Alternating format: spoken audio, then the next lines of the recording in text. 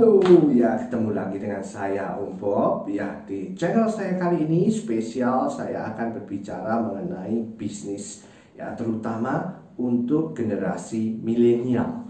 Nah, seperti apa yang akan kita bicarakan hari ini? Ya, nah teman-teman, hari ini saya akan berbicara mengenai bagaimana seharusnya milenial, ya generasi milenial mempersiapkan diri untuk kita bersiap menghadapi resesi yang akan datang.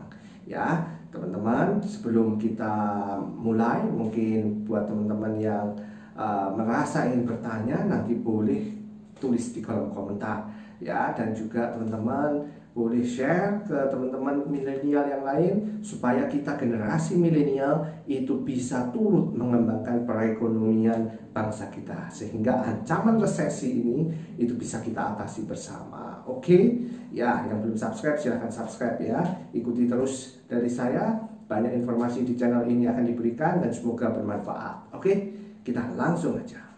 Ya, teman-teman, seperti yang sudah diumumkan oleh Presiden kita, Bapak Jokowi, ya, mengingatkan mengenai bahaya resesi. Ya, kita lihat sekarang spesial tahun 2020 ini, ya, itu resesi ini terjadi secara global. Ya, negara-negara tetangga kita itu sudah mengalami resesi. Ya, bahkan Amerika pun dikatakan itu juga sudah resesi. Ya, nah, apa sih sebetulnya resesi itu, teman-teman? Ya, menurut Natural Break of Economy Research atau NBR, ya, itu mendefinisikan resesi adalah sebagai periode jatuhnya aktivitas ekonomi. Ya, jadi memang teman-teman, resesi itu terjadi ketika ekonomi menurun secara signifikan. Ya, setidaknya selama beberapa kuartal atau beberapa bulan. Ya, penurunan itu biasanya menyerang 5 indikator ekonomi, ya, yaitu PDB real, ya, kemudian pendapatan, pekerjaan, manufaktur, dan juga penjualan retail. Nah, sehingga resesi itu juga seringkali itu didefinisikan ketika tingkat pertumbuhan PDB itu negatif. Ya, untuk kuartal biasanya sih 2 kuartal berturut-turut. Ya, nah Indonesia, Menteri Keuangan kita itu sudah mewanti-wanti juga bahwa saat ini posisi bangsa kita itu di jurang resesi. Ya, jadi masih ada harapan di kuartal 3 dan kuartal 4 ini. Apakah hasilnya akan 0, kemudian bisa plus, atau akan minus dan minus lagi. Kalau minus dan minus lagi tentunya Indonesia, bangsa kita itu juga turut bersama bangsa-bangsa di dunia saat ini ikut masuk ke dalam resesi ekonomi. Ya, memang spesial teman-teman tahun ini karena resesi tahun ini itu memang dialami oleh global. Jadi bukan hanya Indonesia aja itu yang harus kita pahami, tapi global, ya dunia. Ya, akibat apa? Ya seperti kita ketahui karena ada pandemi global, ya bernama corona. Nah, itu teman-teman. Nah, sekarang pertanyaannya yang banyak menjadi pertanyaan adalah bagaimana resesi itu bisa mempengaruhi kita. Ya, apa pengaruhnya sih resesi itu buat orang kecil seperti kita gitu ya, buat mungkin para pengusaha kecil, ya bukan yang gede-gede gitu ya, tapi buat masyarakat menengah bawah, menengah atas, ya itu apa pengaruhnya sih? Kok kayaknya biasa-biasa aja tuh di lapangan seperti itu ya. Nah, teman-teman perlu diketahui bahwa resesi itu merupakan siklus bisnis sebetulnya. Memang ya, memang resesi itu seperti siklus bisnis. Ya, dimana memang itu wajar terjadi. Kalau kadang ada turun, ada naik, ya namanya juga bisnis ya. Nah, yang berbahaya itu bukan resesinya sebetulnya, ya, tetapi krisisnya. Nah, resesi ini kalau tidak segera dikelola dengan baik atau segera dipulihkan akan menimbulkan yang namanya depresi ekonomi, ya, dan itu bisa menyebabkan krisis. Nah, jadi begini. Kalau resesi itu kan pelambatan ekonominya menurun, ya tapi masih sehat bisa aja, ya tapi kalau sudah krisis, ya itu menurunnya itu sangat dalam dan sudah tidak sehat lagi, sudah sakit ekonominya. Nah, usaha akhirnya banyak yang kolaps ya. Nah, itu sudah terjadi krisis namanya.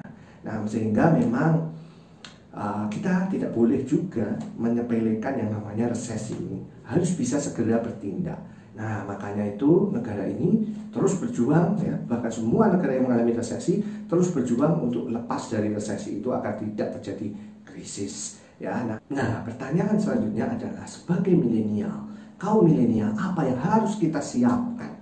Ya, apa persiapan kita untuk menghadapi situasi resesi? Ya, atau mungkin pemerintah sudah gaungkan bahwa kemungkinan akan masuk ke resesi, kita harus bagaimana? Terutama sebagai generasi milenial. Ya, memang teman-teman, yang pertama kita harus pahami dulu bahwa case kali ini, resesi kali ini itu penyebabnya berbeda. Ya, case kali ini itu disebabkan oleh pandemi. Ya, memang pandemi ini menjadi alasan utama yang merusak seluruh tatanan ekonomi, tidak cuma negara kita, tapi di global, di dunia pun mengalami hal yang sama. Ekonominya mengalami kontraksi, ekonominya mengalami pelemahan, terdepresi akibat adanya pandemi ini. Sehingga memang kalau bisa dikatakan situasi resesi kali ini ya memang sudah terlanjur terjadi, ya, karena memang kita merasakan sudah beberapa bulan kita terserang pandemi ini, ya, dan memang belum ada vaksinnya. Vaksinnya mungkin sudah ditemukan tapi belum disebarluaskan karena sedang melewati proses-proses pengujian, ya, untuk keamanan kita. Nah, teman-teman, makanya memang fokus utama yang harus dilakukan itu yaitu kita harus juga mengutamakan penanganan pandemi ini. Penanganan pandemi ini harus serius dan harus didukung juga baik dari pemerintah maupun dari masyarakat. Kita sebagai masyarakat itu juga harus mendukung ini supaya apa? Supaya pandemi ini bisa setidaknya dibendung, tidak terus-terusan meluas yang akibatnya itu akan ke sektor ekonomi itu lebih lama. Ya, bayangkan kalau pandemi ini tidak segera berlalu, beratnya ekonomi ini akan berjalan. Ya, semua sektor terganggu, daya beli menurun. Ya, krisis itu bisa saja terjadi. Makanya itu kita harus utamakan dulu penanganan masalah pandemi ini. Ya, nah, setelah persoalan krisis kesehatan ini bisa dilalui, maka yang harus dilakukan masyarakat adalah kembali menggerakkan sektor ekonomi. Ya, baik pemerintah pusat maupun daerah, ya, maupun masyarakat, ya, menengah atas, ya, kita harus menggerakkan perekonomian di bawah dengan apa? Yaitu dengan belanja salah satunya.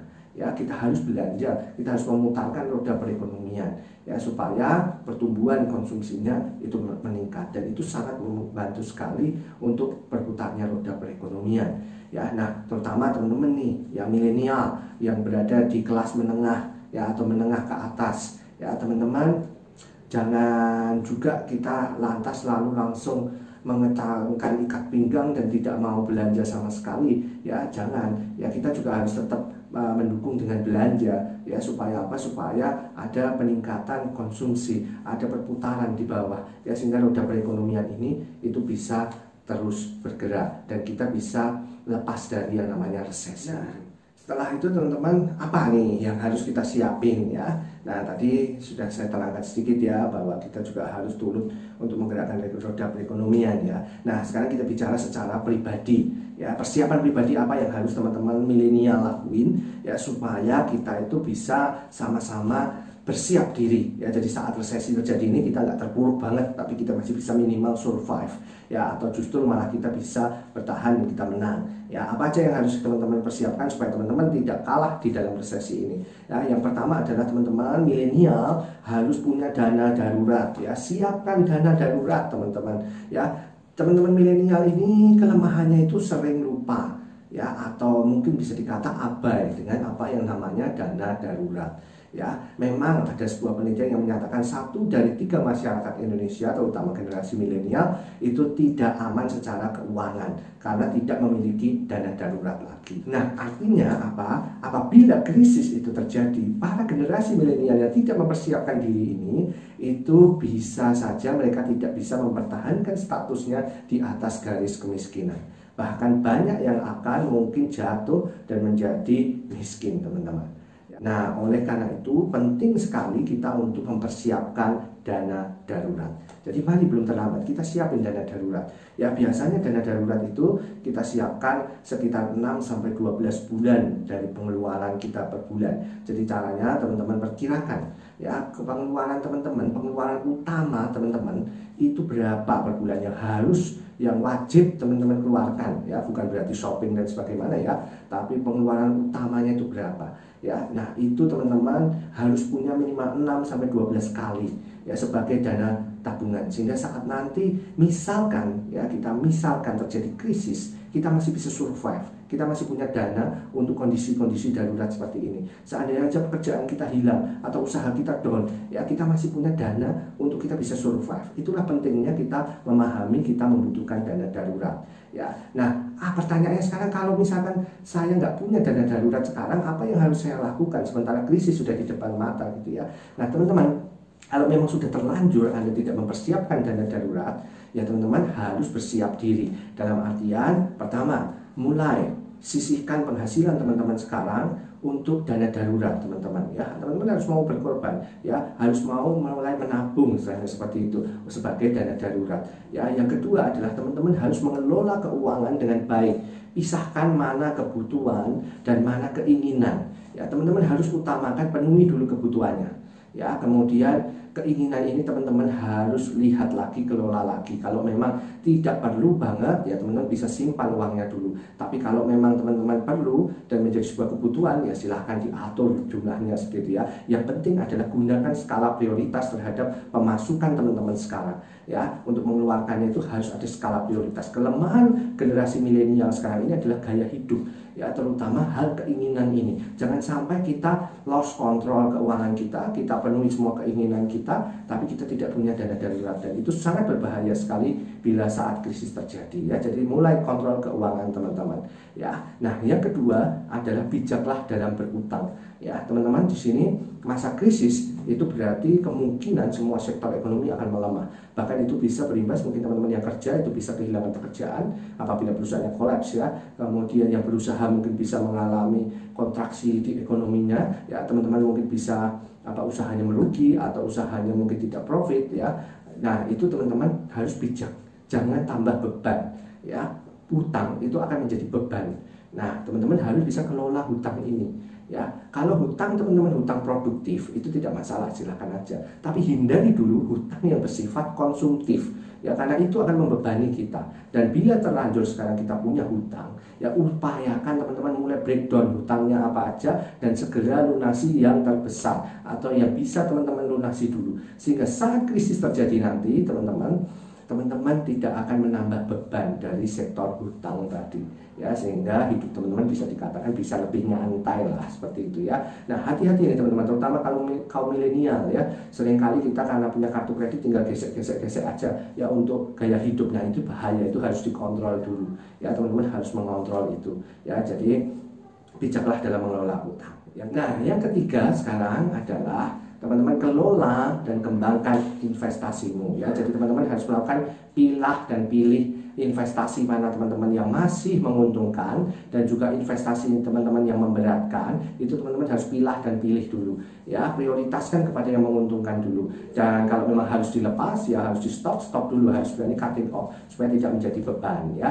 Nah yang keempat yang bisa teman-teman milenial lakuin adalah upgrade kualitas dirimu. Ya teman-teman, jelas teman-teman, kalau memang krisis ini akan terjadi, resesi ini akan terjadi, itu kita bisa terancam kehilangan pekerjaan, atau mungkin teman-teman yang pengusaha itu bisa terancam kolaps ya. Nah teman-teman, kalau kita kehilangan seperti ini, apa yang harus kita lakukan teman-teman?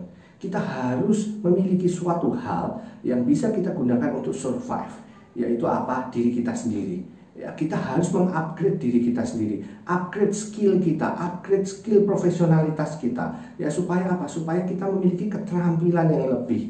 Ya, seandainya mungkin kita melamar pekerjaan di tempat yang lain di tengah situasi krisis seperti ini, seleksi perusahaan itu juga akan lebih ketat.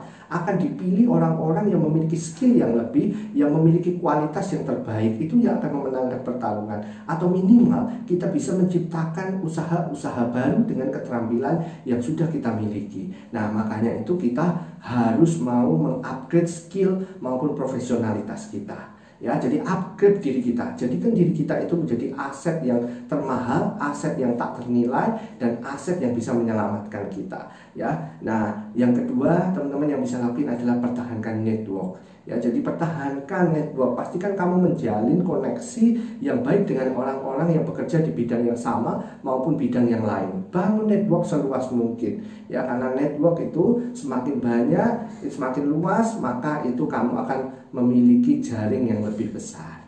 Ya, jadi itu teman-teman sedikit tips dan sharing saya hari ini mengenai persiapan kita harus kita persiapkan sebagai generasi milenial untuk menghadapi resesi yang akan datang. Semoga informasi ini bermanfaat buat teman-teman dan mari kita bersiap-siap supaya kita generasi milenial itu bisa selamat dari resesi ini dan kita justru sebaliknya bisa membantu menyelamatkan negara ini dari resesi.